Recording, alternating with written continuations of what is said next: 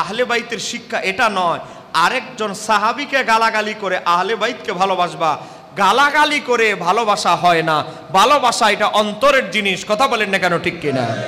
এজন্য হুজুর কেবলা আহলে সুন্নাত ওয়াল জামাতের মানদণ্ডে তিনি আহলে সুন্নাত ওয়াল জামাতের মতাদর্শ মানুষকে শিখিয়ে দিয়ে গিয়েছেন কিতাব লেখার মাধ্যমে যে আহলে বাইতকেও ভালোবাসতে হবে, আহলে বাইতকেও ছাড়া যাবে না, ছাড়লে ঈমান শুদ্ধ হবে না, এই ঈমান নিয়ে জান্নাতে যাওয়া যাবে না।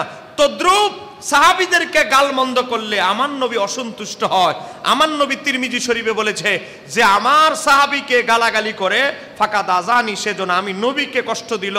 আমার সাহাবীকে কষ্ট দেওয়া মানে আমি নবীরে কষ্ট দেওয়া, আমার সাহাবীকে গালমন্দ করা মানে আমি নবীকে গালমন্দ করা। অতএব আমি নবীর সাথী, সঙ্গী সাথী সাহাবীদেরকে কোনো গালমন্দ করা যাবে।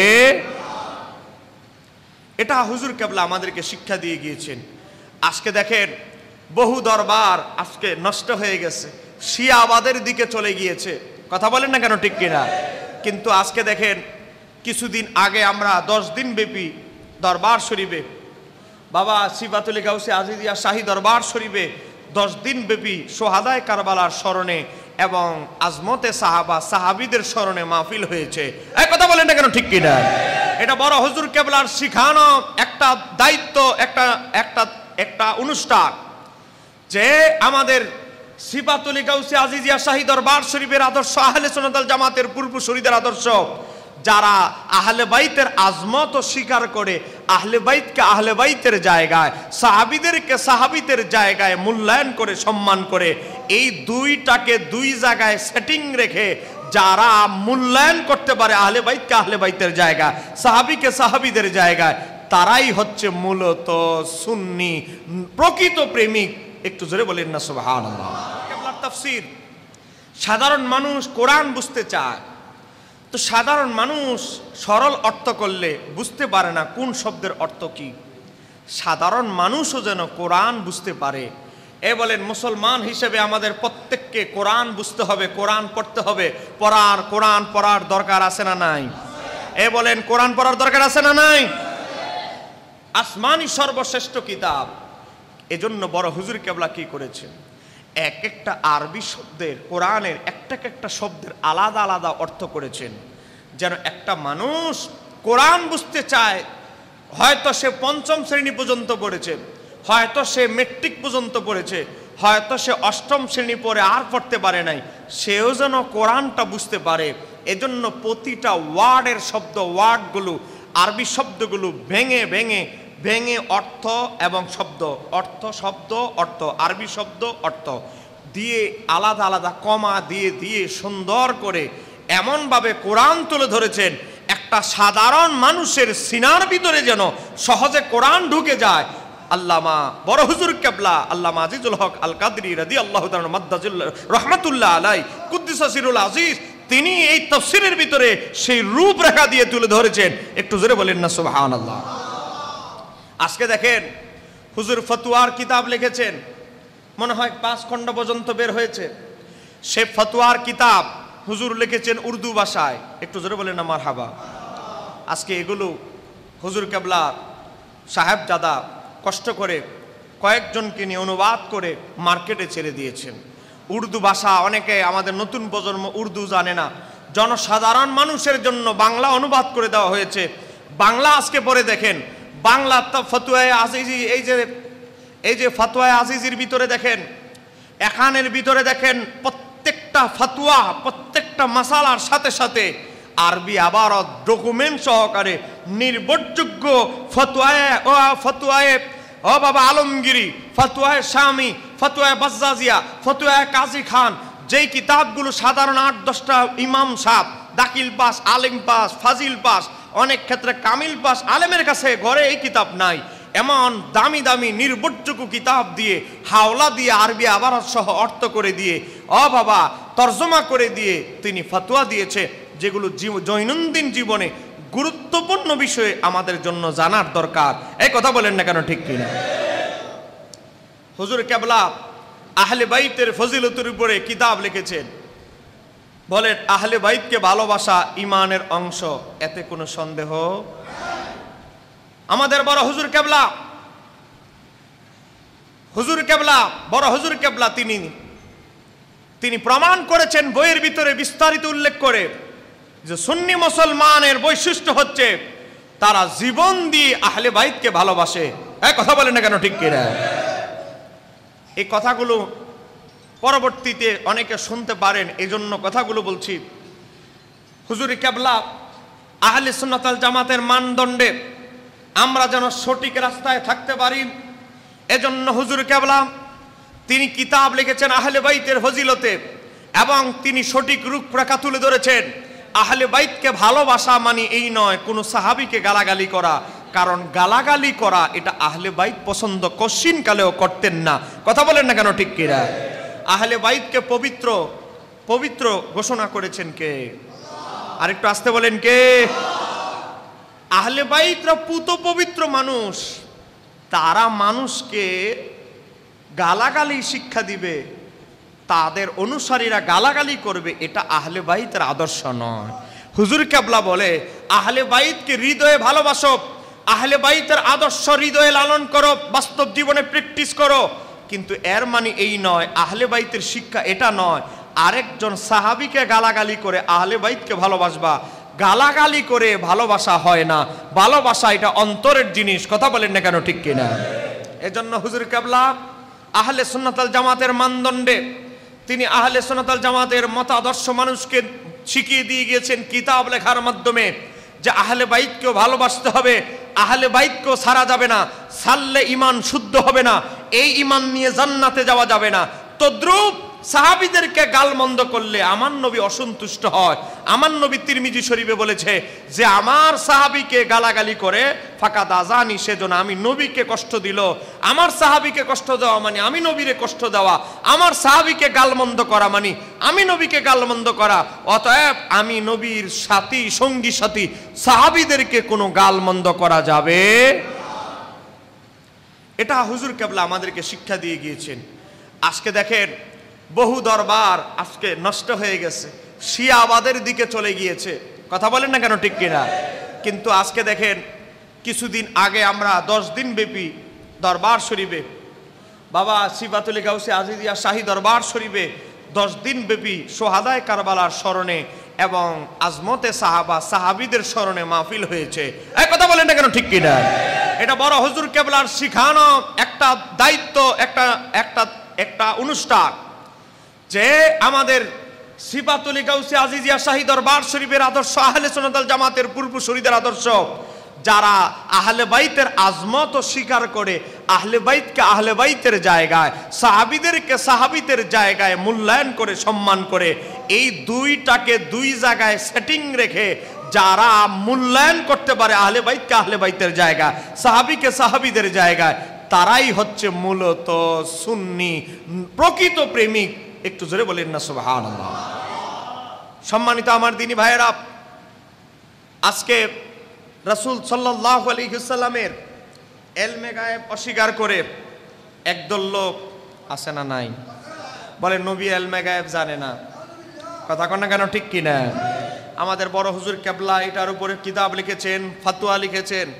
আমার নবীর ইলমে গায়েব এটা কোরআনের 17টা আয়াত এবং অসংখ্য হাদিস দ্বারা প্রমাণিত। জোরে কন না মারহাবা। আজকে যদি আপনি কোরআন খুঁজেন, কোরআনুল কারীমের ভিতরে যান, কোরআনের কারীমের ভিতরে 17টা আয়াত পাবেন। সূরা জিন 26-27, সূরা আল ইমরান 179, সূরা তাকবীর আয়াত নাম্বার 24। ও বাবা, সব জায়গায় আপনি কোরআনে 17 জায়গায় পাবেন আমার আল্লাহ নবী রাসূলদের আমার নবীর ইলমে গায়েবের স্বীকৃতি দিয়েছেন কে? আল্লাহ। জোরে বলেন কে? বড় হুজুর কেবলা কোরআনের আয়াতগুলো এনে তাফসীর সহ তিনি প্রমাণ দিয়েছেন।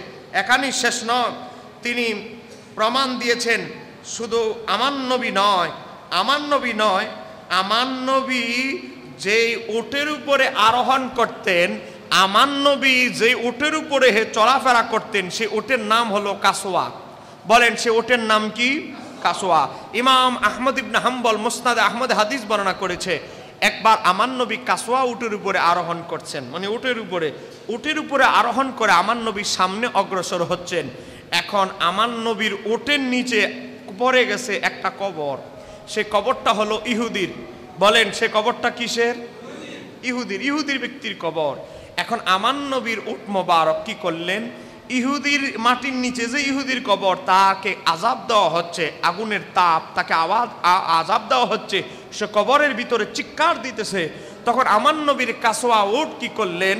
ও বাবা, আমার নবীর কাসওয়া উট বেঁকে বসলেন, যেন এমন এক অবস্থা নবীকে ফেলে দিবে। আমার নবী কি করলেন? তড়িগড়ি করে নামলেন। সাহাবীরা বলল, ইয়া রাসূলুল্লাহ, ও নবী, ও নবী গো, ইয়া রাসূলুল্লাহ, আপনার উট তো আপনার সাথে কোনোদিন বেয়াদবি করে না, আজকে কেন এমন করলেন? আমার নবী বলে, আমার উট এমন কিছু দেখে যেটা তোমরা দেখো না। একটু জোরে বলেন, ইয়া রাসূলুল্লাহ, আপনার উট স্পেশাল কি দেখে? আমার নবী বলে, এই মাটির নিচে আছে একটা ইহুদির কবর, তার কবরে আযাব হচ্ছে, আগুনের উত্তাপ তাপ চলতেছে, সে চিৎকার করতেছে, এই কারণে আমি নবীর ওট একটু বাঁকা হয়ে গিয়েছে। একটু জোরে বলেন না সুবহানাল্লাহ। তাহলে আপনারা বলেন, আল্লাহর নবীর সাহাবীরা স্বীকৃতি দিল, আমার নবী এমন স্পেশাল ব্যক্তি, আমার নবীর সংস্পর্শে, আমার নবীর সোহবতে যেই ওট রয়েছে, সেই ওটও পৃথিবীর অন্যান্য 8-10টা ওটের মতো নয়, এটাও আমার নবীর ওটটাও অতুলনীয় ওট। একটু জোরে বলেন আল্লাহু আকবার। আমার নবী যখন মক্কা থেকে মদিনায় গেলেন, এটাকে বলা হয় হিজরত। বলেন এটা কি কি বলা হয়? হিজরত। হিজরত করে যাওয়ার পর, ও বাবা, গরিব সাহাবী, এই যুগের মতো আর পয়সা পাতি নাই, কথা বুঝেন না, গরিব মানুষ। এখনের যুগ হলে ওই ব্যানার নিয়া, বুঝেন না, বিভিন্ন ব্যানার, পতাকা, দামি দামি পতাকা, সুন্দর রং বেরঙের পতাকা নিয়ে নবীকে ইস্তেকবাল দিত। গরিব মানুষ, টাকা পয়সা নাই, কিসের পতাকা বানাবে? হ্যাঁ, ব্যানার, ফিস্টন, পতাকা কই থেকে বানাবে? ভাত খাওয়ার টাকা নাই, খেজুর খাওয়ার, ফ্যাট ভর্তি পাবে, ফ্যাট ভরে খাবে, ওই সামর্থ্য আরবের মদিনার মানুষের নাই। এমন পরিস্থিতিতে কি করলো বাবা, নবীর গরিব সাহাবীরা খেজুরের ডাল নিয়ে, ও বাবা, কিছু মানুষ দপ নিয়ে অপেক্ষা আছে, আমার নবী আসবে। খেজুরের ডালকে পতাকা হিসেবে উত্তোলন করে দপ বাজায়া তলা আল বাদরু আলাইনা বলে আমার নবীকে, আমার নবীর আগমনকে, রিসিপশনকে গ্রহণ করবে। একটু জোরে বলেন না সুবহানাল্লাহ। সম্মানিত আমার দিনী ভাইয়েরা, এখন আমার নবী যখন মক্কা থেকে মদিনায় গেলেন, মুনাফিকদের সর্দার, তার নাম হচ্ছে আব্দুল্লাহ ইবনে ওবাই, মুনাফিকদের সর্দার থেকে শুরু করে ভালো লোক, খারাপ লোক, ভদ্রলোক, অভদ্রলোক, ও বাবা, ধনী গরিব, সিটার, মুনাফিক, ভালো, সবাই আমার নবীকে দাওয়াত দিচ্ছে, ইয়া রাসূলুল্লাহ, সর্বপ্রথম আপনি আমার বাড়িতে মেহমান হবেন। আমার নবী বলে, দাওয়াত তো হাজার হাজারই আসলো, আমি নবী দাওয়াত গ্রহণ করব একজনের। বলেন কয়জনের? আরেকটু জোরে বলেন কয়জন? একজনের। কিন্তু এটা আমি নবী সিলেক্ট করব না। আমি নবী সিলেক্ট করলে কেউ হয়তো খুশি হবে, কেউ হয়তো বেজার হবে। আমার নবী বললেন, আমার এই ওট যার বাড়ির সামনে গিয়ে থেমে যাবে, আমি রাসূলুল্লাহ আজকে তার বাড়িতে মেহমান হব। একটু জোরে বলেন না সুবহানাল্লাহ।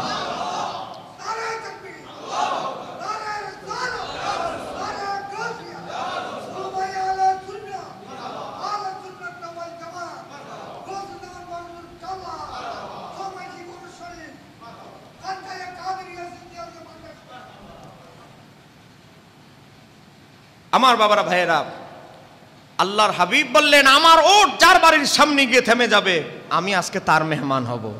এটা আমি ঠিক করব না, আমি বলবো না, আমার ওট বলে দিবে তোমাদেরকে কার বাড়িতে আজকে থাকবো। আল্লাহর হাবিব ওটের উপরে আরোহণ করলেন। আল্লাহর হাবিবের ওট মোবারক, আল্লাহর হাবিবের ওট মোবারক গিয়ে থামলেন আমার নবীর সাহাবী হযরতে আবু আইয়ুব আনসারীর বাড়িতে। একটু জোরে বলেন না সুবহানাল্লাহ। সেই থেকে উনি টাইটেল, উপাধি লাভ করলেন মেজবানে রসুল, রাসূলুল্লাহর মেহমানদানকারী সাহাবী হযরতে আবু আইয়ুব আনসারী। একটু জোরে বলেন না সুবহানাল্লাহ। এখন বলতে পারেন, হুজুর, নবীর উটের ভিতরে এখানে স্পেশাল কি থাকলো? উনি তো আরেকজনের বাড়িতেও থামতে পারতো, হয়তো ওনার উটের যেটা মনে হয়েছে তার বাড়িতে থেমে গেছে। না, ব্যাপারটা এত সহজ নয়। আমার নবীর ওটের কাছেও বার্তা এসেছে কার বাড়ির সামনে গিয়ে থামতে হবে, কারণ এটা 8-10টা অন্য মানুষের ওটের মতো নয়, এটা রাসূলুল্লাহর বহনকারী ওট। একটু জোরে বলেন না সুবহানাল্লাহ। কারণ আবু আইয়ুব আনসারীর দাদার বাবা, জোরে বলেন দাদার বাবা। আমাদের চট্টগ্রামের ভাষায় কি বলে দাদার বাবাকে? পরদাদা না বড় আব্বা? বড় আব্বা। আচ্ছা, আবু আইয়ুব আনসারীর দাদার বাবা ছিলেন কি? একজন খ্রিস্টান সম্রাট। সে মদিনা শরীফ দিয়ে যাচ্ছে, তার সাথে ইহুদি আলেম কয়েকজন। তখন নাম ছিল মদিনার ইয়াসরিব। তখন ইহুদি আলেম বলতে লাগলো, আপনি কি জানেন সম্রাট এটা কোন শহর? কোন শহর? কয়টার নাম ইয়াসরিব। এখানে কি হবে? এই ইয়াসরিবে আখিরি নবী হিজরত করবে। জোরে বলেন না সুবহানাল্লাহ। আচ্ছা, এই শহরে উনার রওজা হবে। তো এই কথা শোনার পর ওই সম্রাট বলল, আমার মন চায়, আমি তো তাওরাতে, জাবুরে, ইনজিলে উনার অনেক প্রশংসা শুনেছি, একটা বার যদি আমার হৃদয়ের কথাগুলো ওনাকে লিখতে পারতাম, বলতে পারতাম, ওনাকে সালাম জানাইতে পারতাম, আমার ধন্য হতো জীবন। ওই ইহুদি আলেম বললেন, একটা কাজ করেন, আপনি একটা কাজে একটা জিনিসের মাধ্যমে পারবেন, আপনি আপনার এক সন্তানকে এখানে রেখে যান, তাকে অনেক অর্থ সম্পদ দিয়ে যান, তাকে কি করবেন, একটা চিঠি লিখে দিয়ে যান, আপনার সন্তান যদি আখিরি নবীকে পায়, আপনার ওই হৃদয়ে মাখা, দরদ মাখা চিঠির কথাগুলো নবীর কাছে পৌঁছায় দিবে। জোরে বলেন না সুবহানাল্লাহ। যদি আপনার ছেলে না পায়, আপনার নাতি তো পাবে, নাতি না পাইলে নাতির আওলাদ হয়তো পেয়ে যাবে, সময় খুব সন্নিকটে আখিরি নবীর। অতএব আপনি আপনার আওলাদকে রেখে যান। ওই রোমান সম্রাট একজন আওলাদ রেখে গেল, তার আওলাদ হলো আবু আইয়ুব আনসারীর দাদা। একটু জোরে বলেন না সুবহানাল্লাহ। দাদার কাছ থেকে নাতির কাছে চিঠি এসেছে, আমার নবীকে মেহমানদারি করালো আবু আইয়ুব আনসারী। মেহমানদারি করার পর কিছুক্ষণ পর আমার নবী বিশ্রাম নিলেন। নবী যখন একটু ফ্রি হলেন, ওই চিঠি নিয়ে এসেছে, দেখেন ইয়া রাসূলুল্লাহ, আমার দাদার বাবা আপনাকে চিঠি লিখে দিয়ে গিয়েছে। আমার দাদার বাবা বলেছে আপনার বাসস্থানের জন্য যতটুকু জায়গা দরকার আমরা আওলাদ হিসেবে যেন আমরা আপনাকে হাদিয়া দেই। আমার নবীর পারিবারিক জীবন, নবীর বিবিরা যেই জায়গায় থাকতো, যেই জায়গাটা, এই জায়গাটা ছিল নবীর সাহাবী আবু আইয়ুব আনসারীর দেওয়া হাদিয়া। মূলত তিনি হাদিয়া দেয় নাই, এটা তার দাদার বাবা অগ্রিম কিনে হাদিয়া দিয়ে গিয়েছে। একটু জোরে বলেন না সুবহানাল্লাহ। এ বলেন না দেখেও মোহাব্বত হয় কি হয় না? আরো জোরে বলেন হয় কি হয় না? আমার নবী হাত তুলে তার জন্য দোয়া করেছিলেন। ও বাবা, এজন্য নবীর ওট, মনোযোগ, নবীর ওট আর কারো সাহাবীর, কোন সাহাবীর বাড়ির সামনে না থেমেছে কার সামনে? আবু আইয়ুব আনসারীর বাড়ির সামনে। কারণ বিশাল হিস্টোরি আবু আইয়ুব আনসারীর সাথে জড়িত আছে। একটু জোরে বলেন আল্লাহু আকবার। এটা যদি আমার নবীর উট মোবারকের ক্ষমতা হয়, তাহলে আমার নবীর এলমে গায়েব নিয়ে যারা সন্দেহ করে, তাদের ঈমান এখন অনেক শুদ্ধ করতে হবে। এক কথা বলেন না কেন? ঠিক কি না? সম্মানিত আমার দিনী ভাইরা, আল্লামা